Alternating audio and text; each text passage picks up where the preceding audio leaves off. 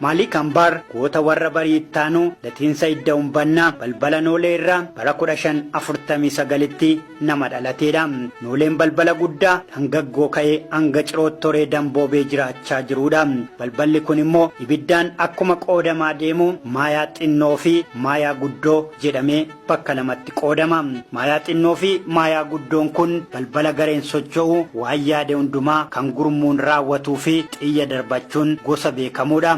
Hangaggoo hanga Cirootti kan jiraatu gosti kun maqaa Haramayaa jedhu kanas Haramayaaf gumaachaniiru.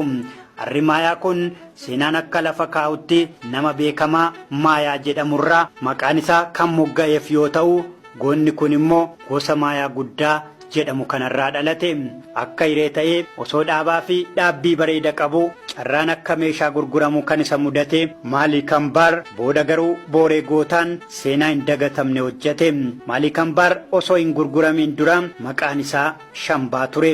Shambaan akkuma gurraachota Afrikaa kanneen biroo abbaa fi haadha isaa jalaa butamee galoo galaana diimaarraan qaxxaamurfamee Perishiyaa kibbaan Yaman gabaa Almukaayitti geeffamuun daldalaa lammii Poortugaal Piiter Prookeeziitti gurgurame.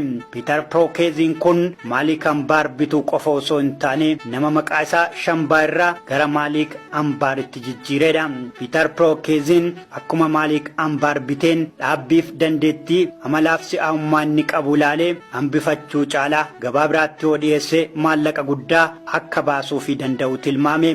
Daldalaan Poortugaal kun akkuma karoorfatetti gara Iraaqitti geessuun gabaa qaadii Alqaadoof maccaa Baagdaaditti yeroo lammaffaaf nama Kiyaazii Huseen jedhamutti gatii guddaan gurgurate. Kiyaazii Huseen akkuma Maaliik bitateen torbaan lama of bira tursiisuun karaa hundumaan erga madaalee booda warra kaan irraa adda baasee jalqaba birrii baankii baasuu fi baankii galchuu isa barsiise.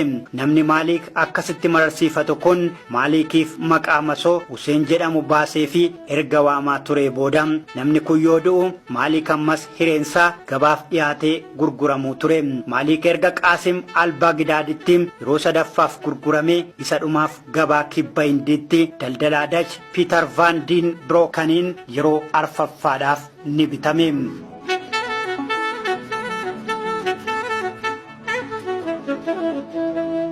Gabaan kun gabaa milkii booree gootummaa Maaliik yoo ta'u yeroo dhumaatiif ministeera muummee Hindii kibbaa Nizaashaayii Chiziningitti gurgurame. Hindideekaan akkuma saba Oromoo saba duudhaa amantaa hawaasummaaf siyaas dinagdee bareedaa qabdu waan taateef Maaliik